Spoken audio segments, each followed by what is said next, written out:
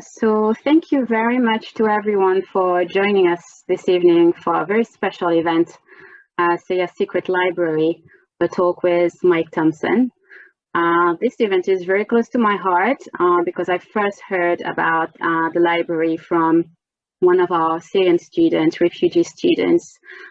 This story is a true story, and it's about his hometown in Syria and his friends. And I think there might be a few of them in attendance tonight, actually, but I think they will remain in the background secretly. So just before we start, I will just go through a few housekeeping rules for this session. So as I mentioned earlier, it would be very much appreciated if you could keep yourself on mute throughout the session, because we'll be sharing quite a few different materials, video and audio. So if someone is not muted, it might disrupt a little bit the session. But you can use the chat box at any time throughout the talk to share any questions or comments.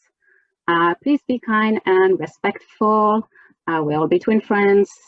If you have any issues or concerns, you can also send a private message to one of the hosts, and Sarah Knight is the main person who will be looking after the chat tonight. We are recording this session for future use and to be able to share it with anyone who was not able to attend. But don't worry, Zoom only records active speakers, so you will not appear if you keep yourself on mute.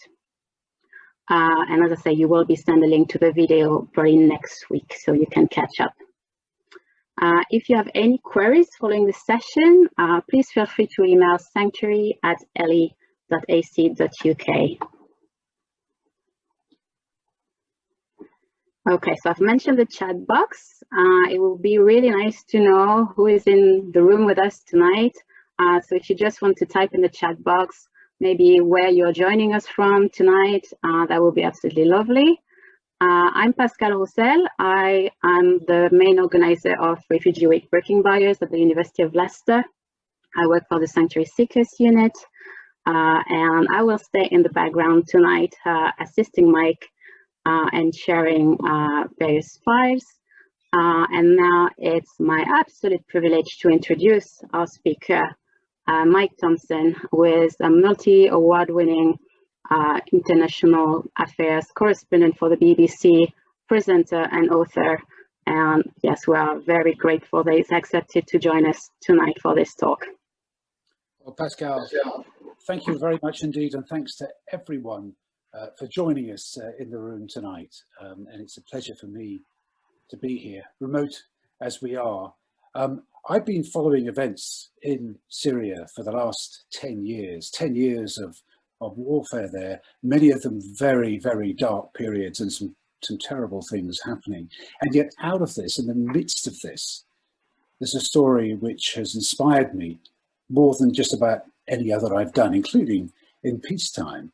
And it's all about, as you just alluded to there, Pascale, how in the midst of this war, there's a place that's under siege, getting bombed and bombarded every day, sniped at by snipers, and yet people there managed to set up a secret library of thousands of books amongst all that. And it's just such a wonderful tale of all types of literature, which I will go into in more detail. But I'd like to begin really by getting you to hear from two of the main characters in my book, two wonderful guys, Abdul Basit Al-Alamar and Malik Al-Rafai. Abdul Basit and Malik were with me throughout my conversations over 2 years, beamed into this town of Darayya just outside Damascus. And they sent me a message when this book was published, explaining just how much their secret library meant to them, and indeed how much the book means to them. And I'd like you to see that. You'll hear their voices, of course, and you'll also see photographs of Darayya, most of them shot during this terrible 4-year-long siege that was sent to me while I was here in London.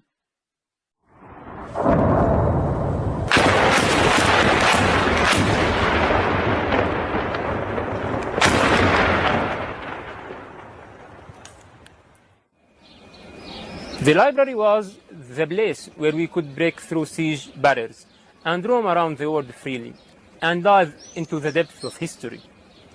It made us forget the war and the suffering around. It was really amazing when Mike communicated with me and showed his interest in covering the story. Imagine that you live in an isolated place, cast away from the world. You feel frustrated, abandoned, and forgotten. This is life under siege. You want your voice to reach the world. You want the world to hear you. Then suddenly, someone tells you, I'm here to help.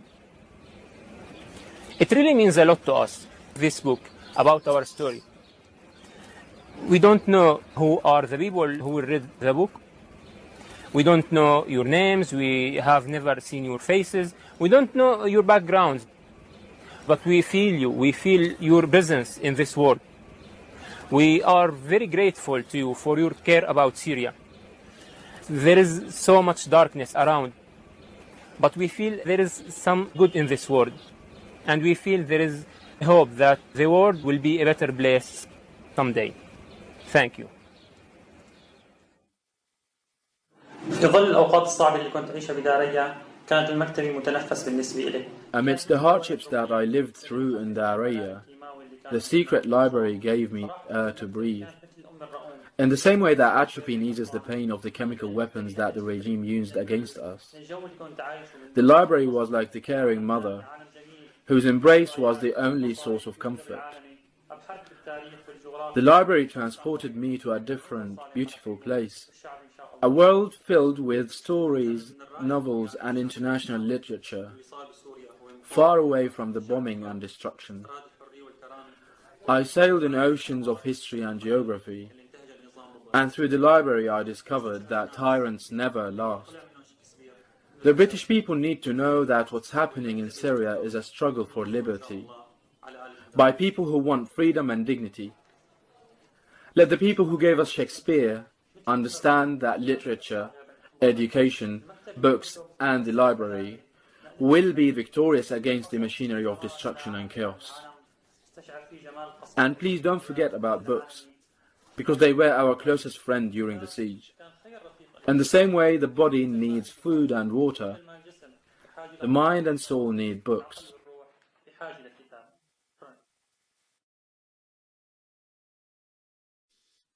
We'll be hearing again from Abdul Basit at the end of my talk, as well as another of the library's founders, Humam Atun. Now, perhaps I can now go into how I came across this story. It began as a radio news report on the number of people who were living under siege in Syria at the time. That's in the autumn of 2015. And there were, at that point, something like 500,000 people in around 15 different places living under siege conditions. And when I got through to a man in Darayya, I asked him about how they were coping with everything there, particularly mentally, because I said, there's very little that you can do to avoid being killed, because the bombs are raining down on you, the snipers are shooting at you, and if it happens, it happens. But how do you cope psychologically? How do you fill your time? How do you remain positive? And the person I was speaking to said, well, you see, Mr. Thomson, we have here in Darayya a secret weapon. Now, I imagined it might be some sort of giant field gun, a howitzer or something, hidden under camouflage netting or something of that sort, some sort of super gun. And in fact, he was talking about the secret library. And he said, it is so valuable to us. It is so valuable. We would give our lives for it. And then at that point, the line cut out. And I had to do a lot more digging. And I wondered initially whether he was speaking metaphorically. Perhaps I misunderstood what he was saying. It seemed so unlikely as a story. But when I started doing more research, I found it was true. And it later became a documentary, a radio documentary, and you'll be hearing little bits of that throughout my talk, as well, of course, as the book Syria's Secret Library. But perhaps we can start with a photograph of Darayya itself, the town, so you can get an idea of roughly where it is in Syria. There we are, right in the south there, just on the doorstep of Damascus. And in fact, the fact that it was on the doorstep of Damascus was a great irritant to the Assad regime, because there it was, right next to the seat of their power, defying them day in and day out. And they'd been determined to get even with it. And of course, this town had a history of protests against the regime, against Assad's father before him, going back nearly 50 years. So it was a place well known for its resistance to the government, and its very peaceful resistance. It's a place, in fact, where before the war started and soldiers were sent in to Darayya, and in fact, indeed after that as well, some of the young protesters there put flowers into the barrels of the Syrian soldiers who were sent to put down their protests, and gave out bottles of water to them. This was very typical of the sort of the peaceful approach to trying to combat the regime at the time. Darayya is a very it was a very small dormitory town. It's a place where just about everyone knew everyone else. It was very much an agricultural place. Its biggest claim to fame was its grapes, and they'd been written about for more than 100 years in all sorts of literature. In fact, I even found something written by one of the officials in the British Embassy in the 1860s who'd written about the glories of the Darayya grape. But when the protest started getting underway at the beginning of the Arab Spring, many of the people who were behind the secret library and who lived in Darayya had to stop their university studies because it was now getting too dangerous. If you get seen in a protest, you'll be arrested, or very likely be arrested when you go back to college. And so that brought an end to their studies. Also, as time went by, the regime got more and more aggressive at trying to stamp out the resistance in Darayya. And in August 2012, things came to a head. Tanks were sent in, and according to varying reports, anywhere from 200 to 800 people were killed, slaughtered by the troops there.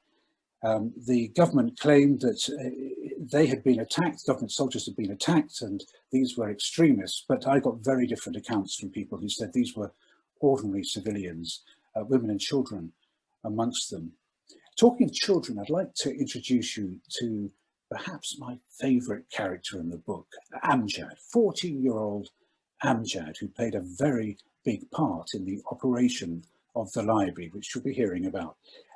Amjad lived not far from where the library was sited. It was sited in a basement of a almost destroyed building.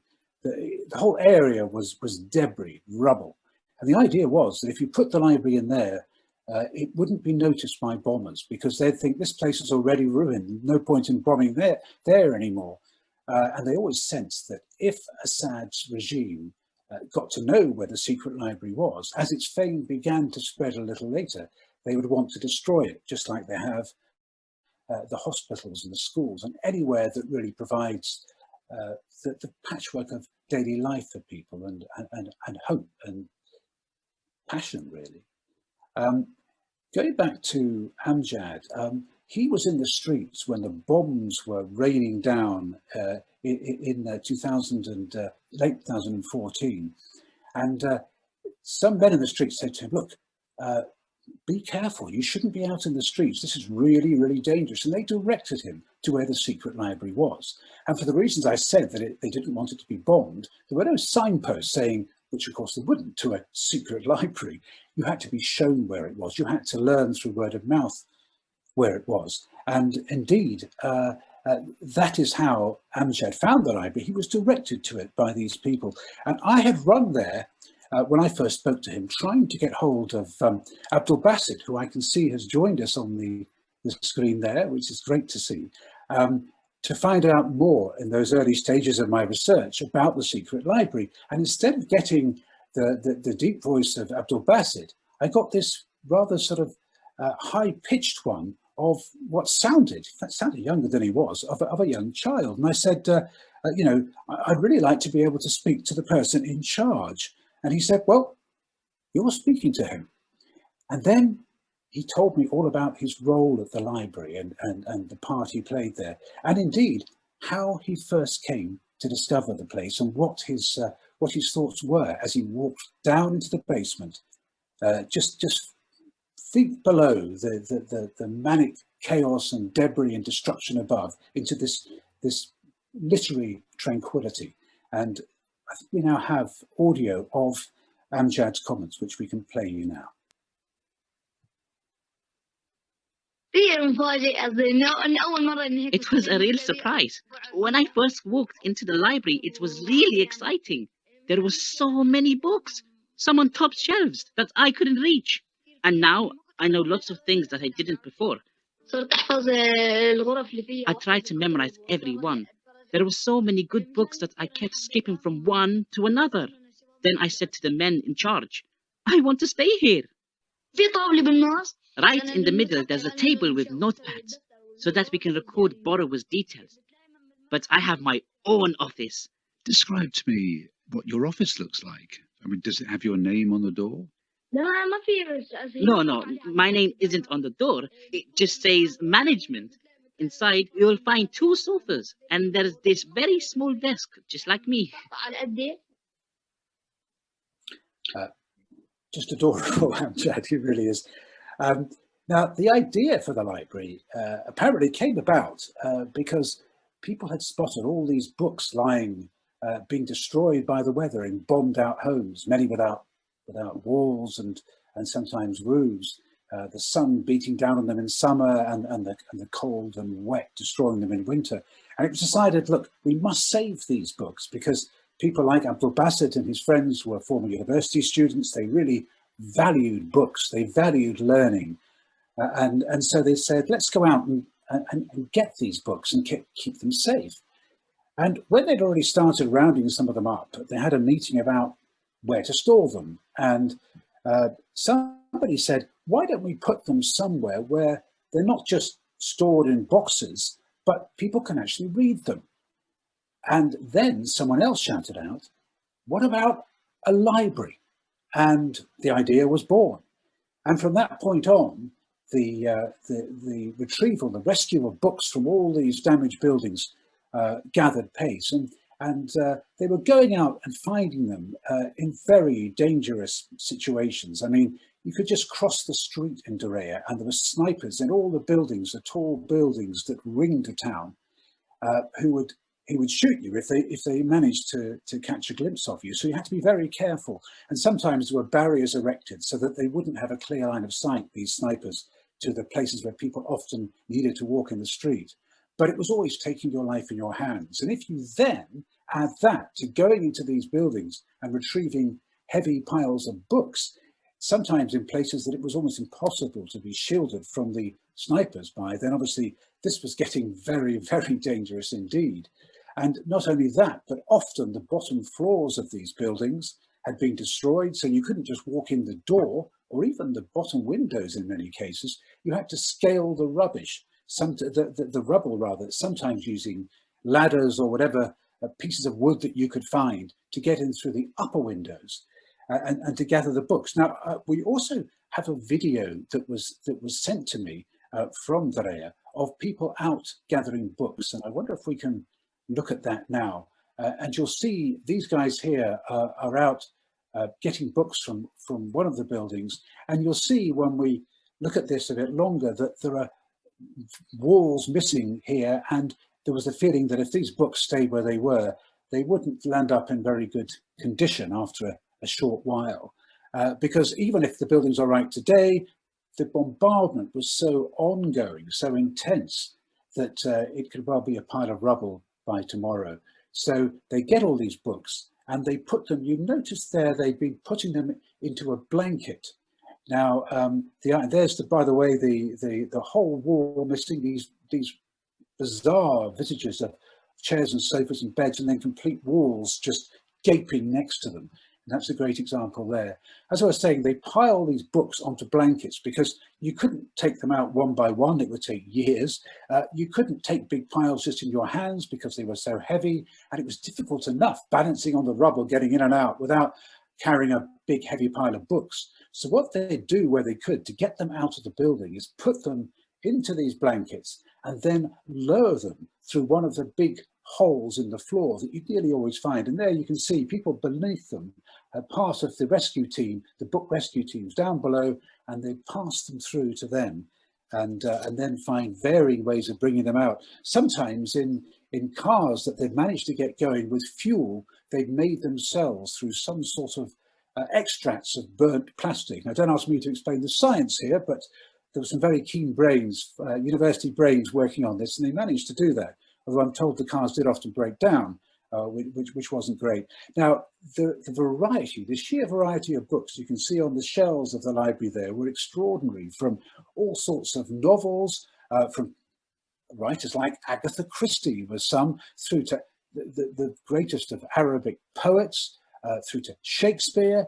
And there were also books on cookery, books on arts, everything just about you can imagine, books on religion too, books on travel, everything you can really think of. And some of them were textbooks too, and people learnt to, for instance, one guy who'd been studying dentistry throughout the period leading up to the war, but couldn't finish his studies, managed to find medical books which would enable him to carry out dentistry work on people in Darayya during the war, during the siege, because all the qualified dentists had fled.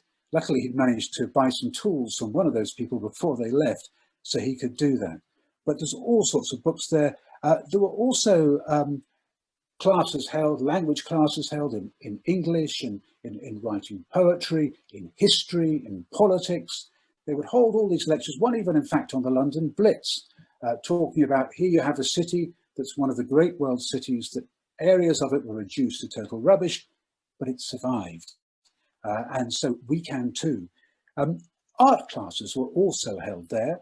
And there's an artist called Malik Al-Shami who painted lots of pictures around Darayya during the siege, a lot of very uplifting pictures. He started out doing this at night only because he was a little worried that if you start painting pictures on the sides of homes that have been destroyed, people might think it a little disrespectful, he said. So he was worried about that, and he did it in darkness. But then when he found people were enthused by all these pictures, they were enthused by the messages they carried, and not just about the revolution, but about trying to encourage people to be optimistic, and pictures of children conveying all sorts of basic philosophical tenets like peace is greater than war, and that the pen is mightier than the sword, all these sorts of things. And there's one picture he drew that I have a photo of that I think we can show you now, entitled Horde, which reached newspapers around the world. I remember seeing it in the New York Times, in fact. And here we have this little girl drawing the words hope on this pile of skulls, so showing that whatever the destruction, whatever the death, of which there was so much in Darayya, as well as, of course, many other parts of Syria, still hope would prevail, which is the central message of the Secret Library and certainly of my book. And as you see beneath there, we have, this is actually pre-COVID. You look at the mask, that Malik Al-Shami is wearing. He was nicknamed, by the way, the Banksy of Darayya. That mask is simply to conceal his identity, because a lot of people would worry if the regime overruns the town and they know exactly who you are and you've been doing this sort of work, that you'd be one of the first people to be arrested, and then your future would be extremely grim. One of the things that struck me repeatedly, and I asked myself, was all this collecting of books at a time when people were half starving. I mean, many people were living on little more than a cup of watery soup a day. That's often pretty much all they had. And so I thought to myself, why is it that people aren't actually going out and looking for food instead? I mean, books are great, but never mind them at this time. And it's actually then that Anas, who's a great friend of Abdul Basset's, he gave me an explanation about why it was that this work was not a side activity. It was essential to their very survival. And I think we can play you a clip of that now. I believe that the brain is like a muscle, and reading has definitely made my mind stronger. My enlightened brain has now fed my soul, which is just what it needed. In a sense, the library gave me back my life. I'd say, just like the body needs food, the soul needs books. But what about the fighters, I wondered? How did they feel about the fact they're there on the front line of Darayya, defending the town against Assad's forces, putting their lives at risk every day? How did they feel about a lot of young people, and there were women as well as men, who were in the library reading books, and didn't it rather agitate them? I did hear that there was a couple of fighters who decided that they felt this library wasn't worth a candle, and in fact they had plans to bomb it, so I was told. Thankfully that never happened, and what the people at the library did was they invited many of the fighters, particularly those who were skeptical, into the library to see all that was going on, that it wasn't just reading books, it was also lectures, it was classes and everything here and there, it was entertainment, it was company, it was sociability, it was the hub of the town. And this changed many minds, and there was no more talk of trying to destroy it. And in fact, the library, the fighters became some of the keenest attendees of the library. And one fighter called Omar told me that he said, I love coming to the library. Whenever I get the time to come to the library away from the front line, I do. But he said, even when I can't get to the library, I sort of bring the library with me to the front line. And he said, me and many other fighters, we take bags full of books, which we call mini libraries, and we take them to our foxholes on the front line. And when the fighting calms down, sometimes there was a day, maybe two, where there was little fighting going on. He said, then we would hold, and wait for this one, because I was amazed by this. We hold book clubs on the front line. Now, of course, they couldn't hold conventional book clubs as we know them, where everyone has the same copy of one book and then they all discuss it, because often there was only one copy of each book. So what would happen is one person in the group there in the foxhole would have read one particular book, and so he would talk about that book, and everyone would then ask questions of it, and then it would go around the circle like that. So everyone talking about their own book. And it became clear to me that fighters too, the books weren't just something which broke the monotony and took their mind off the death and destruction. They too were something, and reading them and studying them was all part of the revolution. And Omar explained this to me in a very succinct comment, which again, we have a clip of, and hopefully we'll be able to play you that now.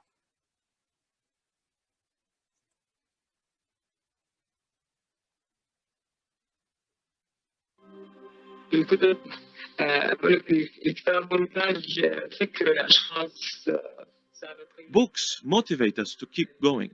We read how in the past everyone turned their backs on a particular nation, yet still that nation made it. So we can be like that too. In fact, you can read everything in books. Reading and educating yourself. They help us plan for life, for once Assad is gone. We want something better than Assad. We want to be a free nation. And hopefully, by reading, we can achieve this. Very sadly, just a day after my radio documentary was broadcast, in which Omar was the last voice that people heard, giving that very message, a text arrived on my phone telling me that he'd been killed on the front line.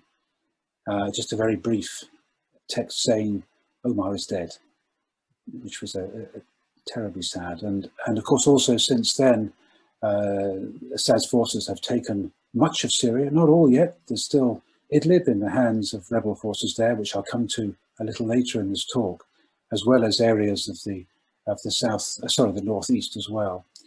But the situation was getting worse and worse, and by the summer of 2016 in Darayya, the government forces had pushed back defenders to a small area of Darayya, which was getting smaller by the day. And all the farmland which had been included in the town area and which was able to give the people food to eat had also been overrun. So things were getting very grim, and the bombing was becoming intensive. And in fact, it was really difficult for me now to be able to get through. And by the way, just to say, I wasn't able to go to Darayya because it was under siege. You couldn't get in and you couldn't get out.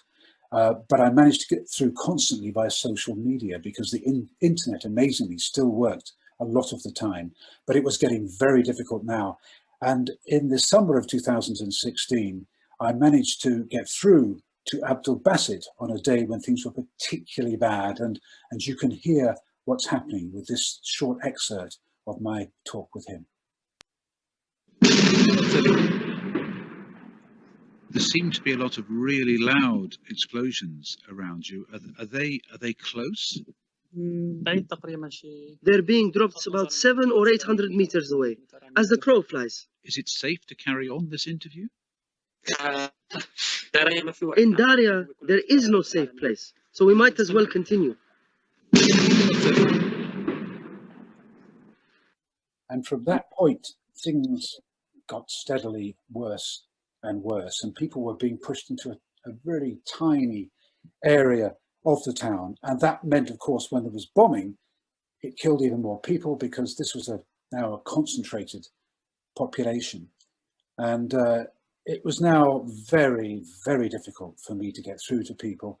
And I said to Abdul Basit, would it be possible for you to record an audio diary on your phone of what you're seeing, what's happening around you, and then to send that to me on the rare moments where you find there is internet. And this is what Abdul Basit sent me on one particularly frightening night. There is a plane over us right now. Just listening to this sound tears at my heart. Oh God.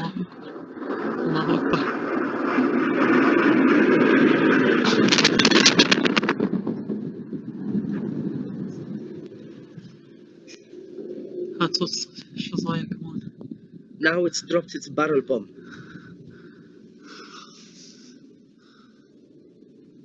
You can hear the sound of shrapnel.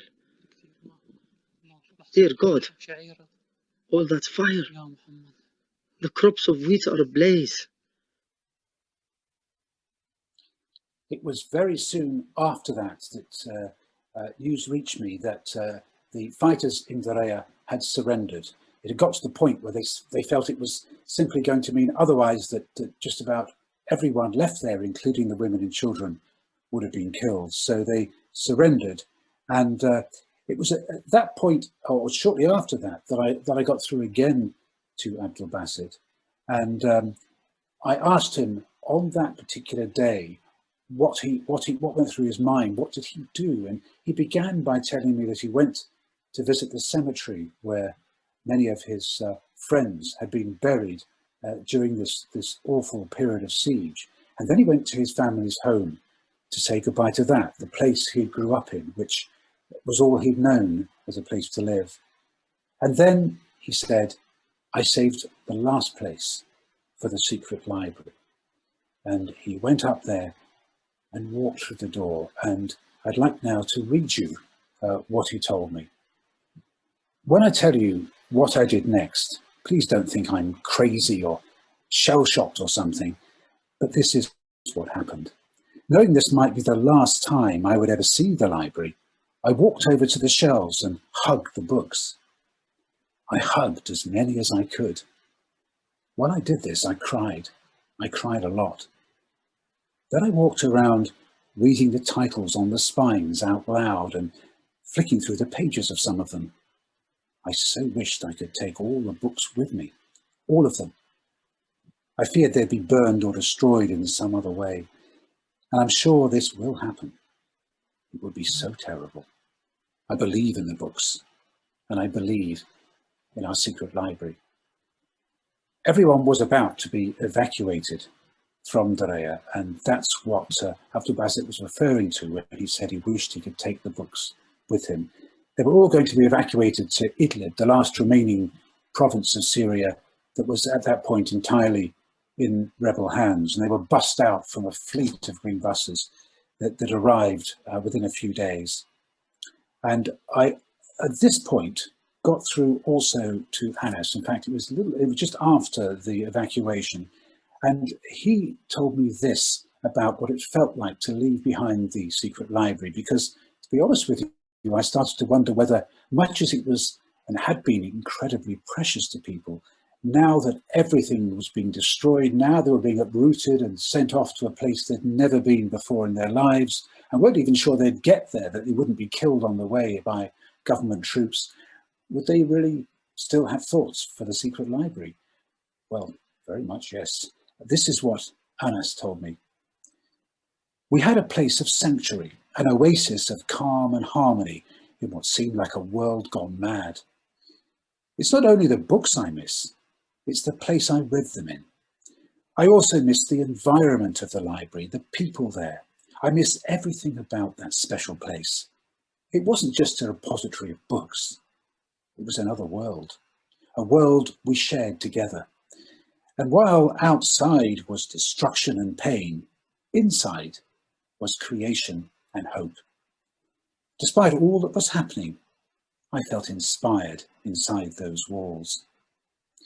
Well, finally, everyone arrived in Idlib, and it was a place, as I said, that most had never been to before. They didn't know where they were going. They didn't know what they would do when they got there. They had nowhere to go and live. They had no idea where they'd get food from, and most had no money. And yet people there met them in an extremely welcoming way. Some even moved out of the apartments they had to go and stay with other members of their family, and gave their living quarters to people from Darayya. So from that point of view, it was marvellous for them. And also, although Idlib was being bombed quite often by Assad's forces, nothing like on the scale of besieged Darayya. So from that point of view, things were much, much better. But there was another factor here, and that was, unlike the revolution that the people of Darayya had fought for, which was one where they wanted freedom of speech, they wanted civil liberties, they wanted an end to censorship, they wanted a more open society. The people that were largely in control of Idlib at that time, and now even more, in fact, in control, are an extremist group, an offshoot formerly of Al-Qaeda, who were known as Al-Nusra, who became to be known and are known now as HTS, Darayya Al-Sham. And they were the ones that really said what went in this area. Darayya Al-Sham, that is. And they were the ones that said, we want Sharia law, we want Islamic law, we don't want the sort of things that people in Darayya had always quested for. And that was something that was a bit of a shock to many in Darayya, who had thought that there was a shared vision for the future, and it wasn't one of almost like swapping one type of dictatorship for another. But nonetheless, they managed to get along, and in fact, because of what they'd been through in Darayya, and because they had exposed themselves to so much danger, and they'd done that for 4 long years, Hayat Tahrir al-Sham, HTS, were quite forgiving, and they were on a bit of a pedestal, so they could get away with a lot more than other people. But nonetheless, it was a frightening experience for them to come across groups like this, and people like Abu Malik Al-Shami, the artist I mentioned, the Banksy of Darayya. He was stopped from putting on exhibitions that he wanted because he knew it was just going to be unsafe. He'd been warned by HTS about that.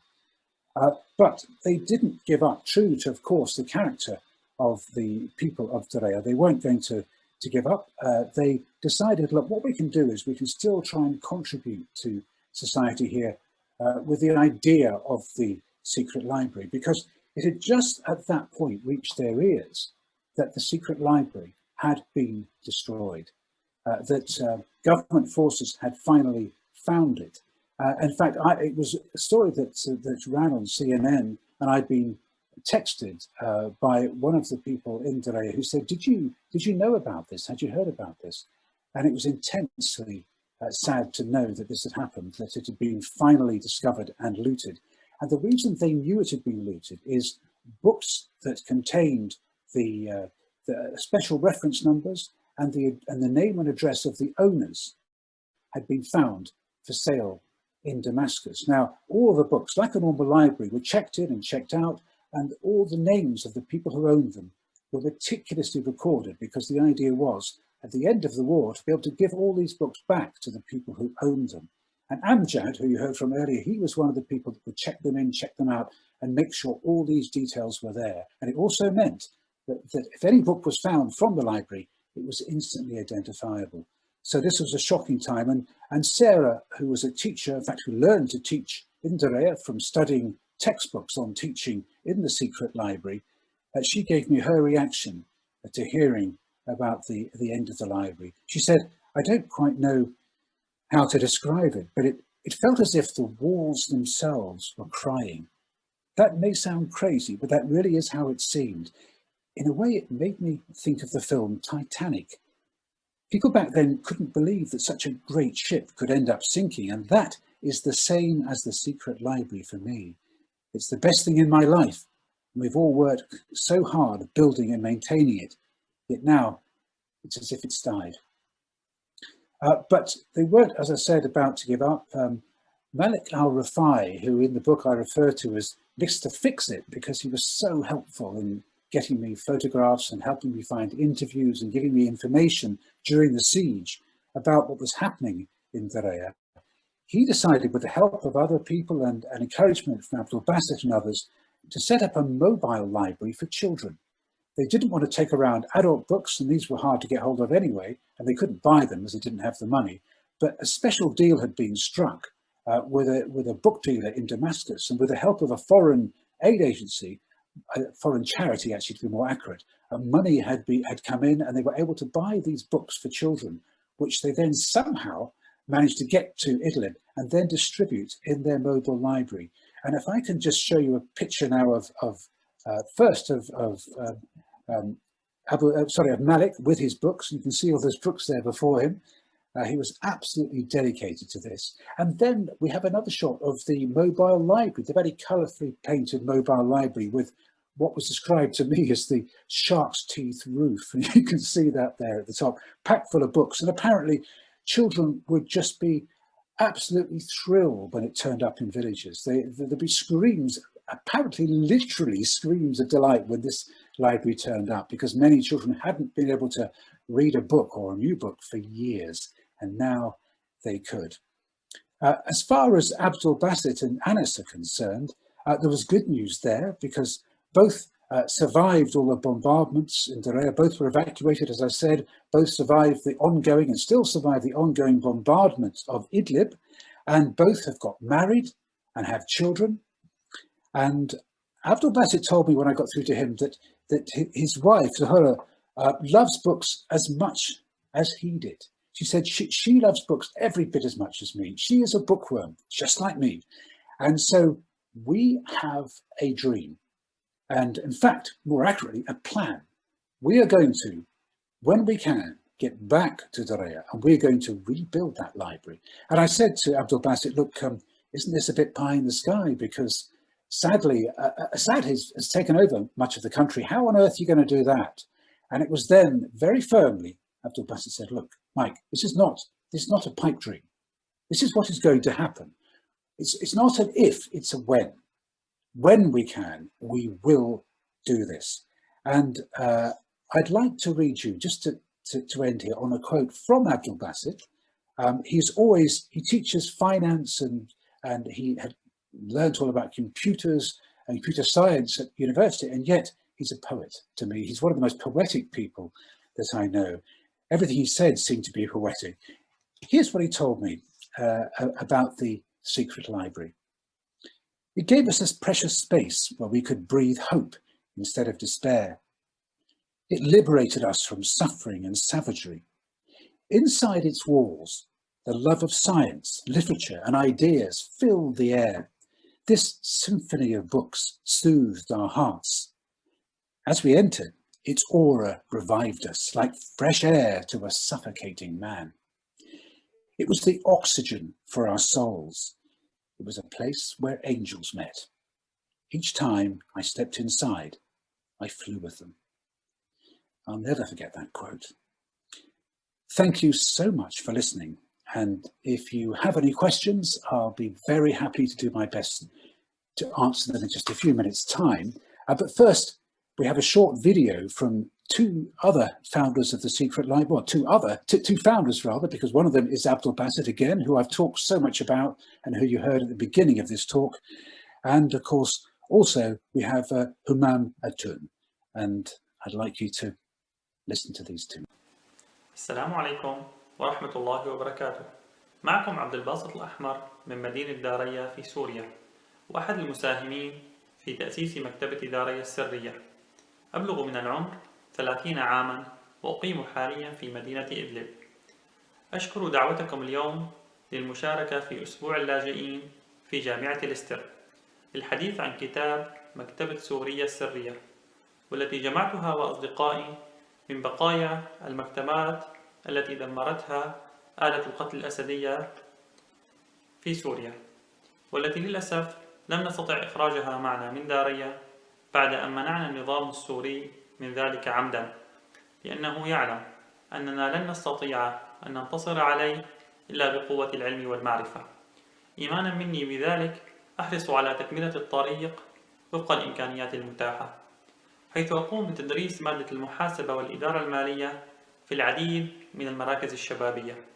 أيضا قمت بمساعدة زوجتي بإنشاء مجموعة على تطبيق واتساب للأطفال وبإشراف أهلهم، نقوم من خلالها بإرسال القصص المصورة والمرئية بشكل دوري، نحاول من خلالها غرس قيم ومبادئ التعاليم الإسلامية السمحة، إيمانا منا أن الطفل الذي يحاول قتله بشار الأسد بالكيماوي والبراميل يستحق حياة أفضل. للأسف إمكانياتنا ضعيفة في إدلب، وهذا كل ما أستطيع القيام به حاليا. السلام عليكم ورحمة الله. أنا همام التون، أحد مؤسسي مكتبة داريا السرية، وكنت المشرف العام على أعمال تأسيس المكتبة. حاليا مقيم الآن في مدينة اسطنبول، أدرس قسم الفلسفة في جامعة ابن خلدون. بعد أن خرجنا من مدينة داريا قمت بتأسيس أكاديمية فجر، وأنا الآن مدير العام للأكاديمية، وهي أكاديمية متخصصة بتدريب الشباب الجامعي، تهدف لتأسيس وتخريج عدد كبير من الشباب الجامعي ليكونوا قياديين مؤثرين في الأعمال المجتمعية والسياسية والإدارية. ودربت حوالي 200 شاب حتى الآن، تهدف لتأسيس شباب قادر على صناعة ملامح جديدة لسوريا المستقبل. تشكل الأكاديمية فجر بالنسبة لي إكمالا لما بدأناه في مكتبة داريا من الأعمال الفكرية والثقافية أثناء الحصار. حاليا متزوج وعندي طفل اسمه إيمان، تزوجت الآن في اسطنبول، وأهدف إلى إكمال دراستي الأكاديمية في اسطنبول وإكمال مسيرتي الأكاديمية. أشكر دعوتكم لي في جامعة ليستر في المؤتمر اللاجئين. Thank you very much, Mike, for that illuminating and inspiring talk. I enjoyed it very much, and I've been kind of looking over the chat, and it's been clear how much the audience, how much your listeners have enjoyed it too. So what I'm going to do is, while you've been speaking, few people have typed some questions up in the chat. So I'm going to ask those who've got a bit of time for questions. Let me encourage everybody that if you have a question that you'd like to put to Mike, again, please feel free just to type it up in the chat, and we will hope to get to that in the time remaining to us. So the first question that we have is from Krishan Arora, and he asked a question that I myself was wondering. I'm glad that somebody else has also been pondering this, which was, did someone do a catalogue of the library so that people had a list of the books there and so that they knew where to find them? That's a really good question, and I'd love to have such a thing, because there's been an idea in America to try and recreate the library, and I've been asked to contribute to that. Now, I don't, unfortunately, myself have access to any such list. And I don't think one was got out of Darayya, unfortunately. Every book, as I said, was listed. Every book was detailed with its owner and etc. and given a number. But as far as I know, and I'll make further inquiries on this, there wasn't a complete list of all the books that the library had, or at least if there was. And I did ask quite early on about this, and no one seemed to know of such a thing. But yes, it would be great if there is. And I'll get back to Abdul Basit and see if he can be any more illuminating on that. And keep us posted. I think it would be fascinating to know that. Yeah.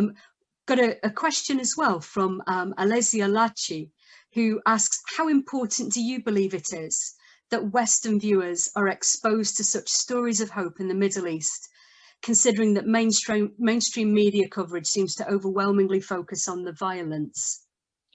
Well, it's a difficult thing, isn't it? Difficult juggling act here, because obviously there's been some absolutely and continues to be appalling violence in Syria, both in terms of the bombing and in terms of the imprisonment of all sorts of people by the regime, and even in fact by some of the extremists in Idlib.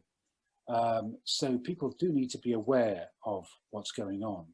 But at the same time, I think in all these situations, there's the best in people comes out as well as the worst. And I think it is important for all of us really to acknowledge that, because sometimes people say, oh, you know, if you're reporting on wars or natural disasters, all these sort of things, it's just one big misery really, when in fact it isn't, because of stories like this and of people who come to the fore, like Abdul Basit and his friends, who can be so inspiring. And I think it is great that people see some hope, because if you see nothing but hopelessness, it's very hard to feel you can do anything. And therefore I think a lot of people just disengage with the whole situation. With a war like Syria, now we are coming up, it'll be just past the end of next week, we'll have the 10th anniversary of this awful war carrying on. So yes, I think it is important. Thank you. Lots more questions popping up in the chat as we are speaking.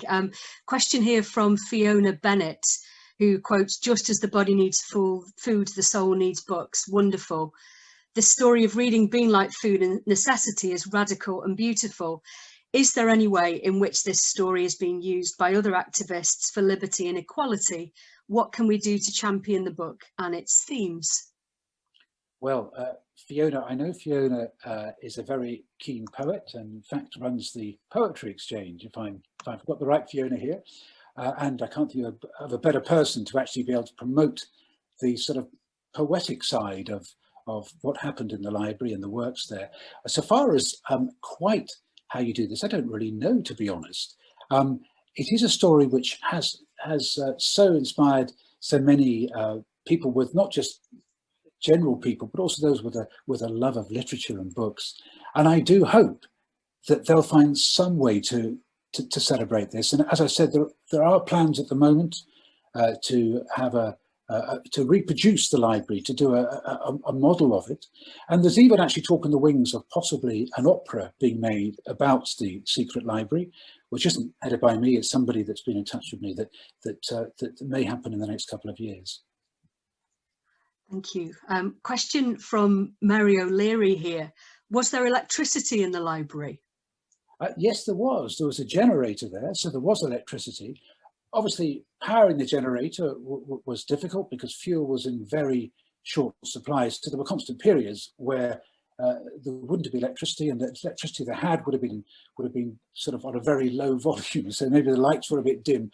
But yes, there was. Obviously, there were times when it ran out of power, or of what was happening just a few feet. I mean, when you think about it, there they are in this literary sanctuary, and just a few feet above, there's utter mayhem going on, literally a few feet above their heads. So sometimes I'm sure that the power would go, or people couldn't even get to the library. But most of the time, yes, there was amazingly electricity.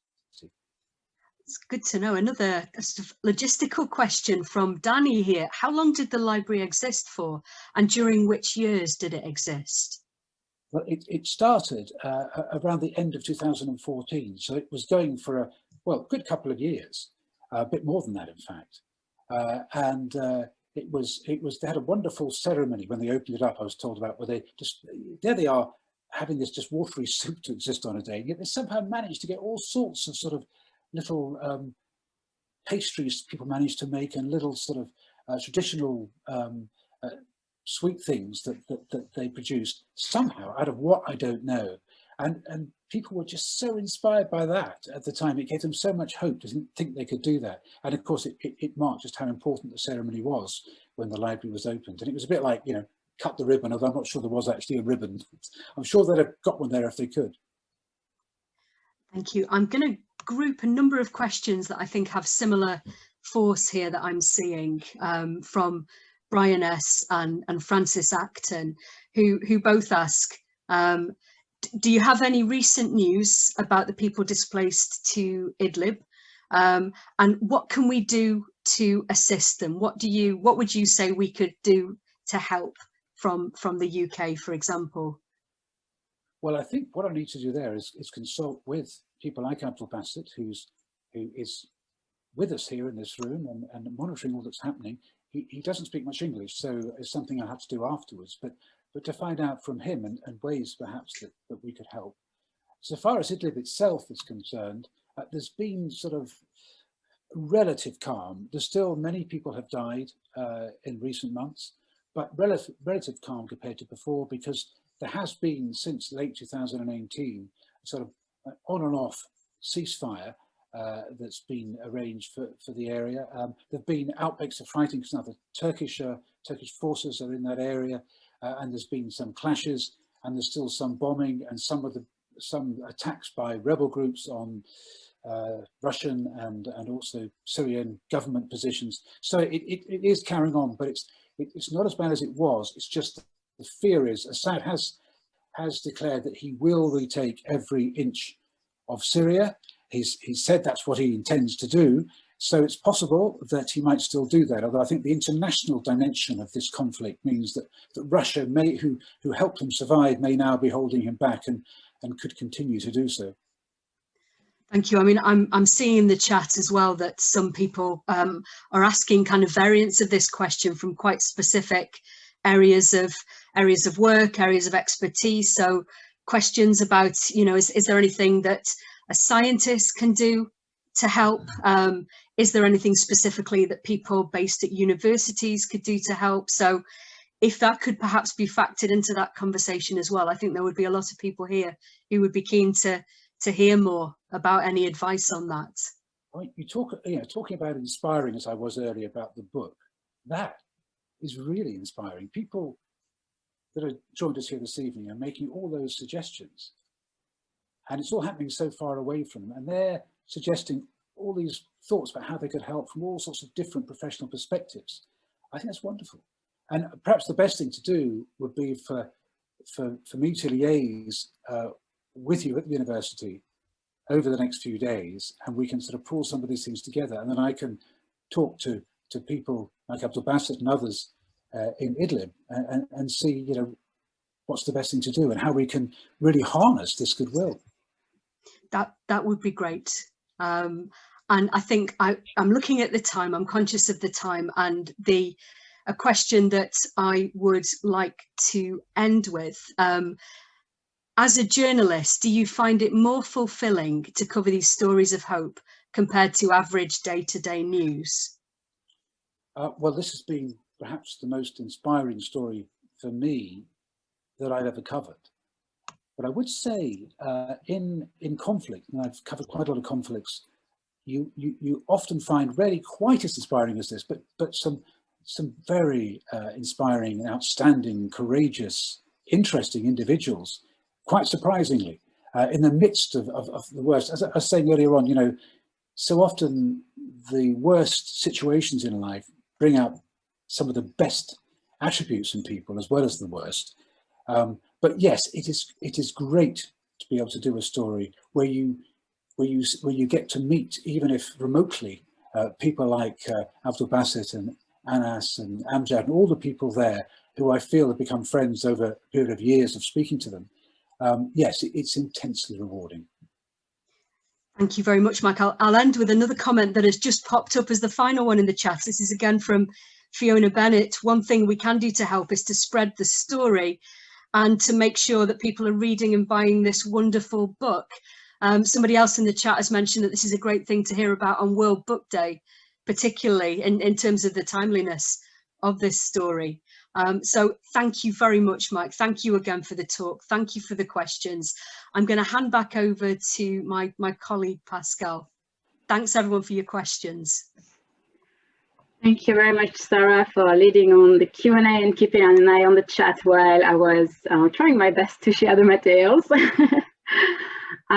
I just really want to say a very big thank you to everyone for joining us tonight on my behalf and also on the behalf of the people of Darayya, our student Osaid, who has helped me so much to organize this event and get in touch with Abdul Basit and Umam, and obviously Mike as well.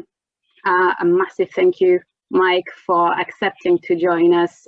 That's meant a lot to us, and we feel very privileged that you are with us tonight. And yes, I wish everyone a very good evening. We will keep in touch with Abdul Basit through Besieged and with Mike, and if any of you wants to get in touch, please contact sanctuary@early.ac.uk with any queries, or if you want to help, or we can try to combine forces and see what we can do in the future. Shukran, Abdul Basit. That's my very little Arabic, but that's not much, but I will keep learning with Osaid. Have a good night, everyone. Thank you very much for your... Thank you. Abdul Basit. Really lovely to see you. So yes, I'm going to close this meeting, but as I said, feel free to email us sanctuary@early.ac.uk and we can see what we can do.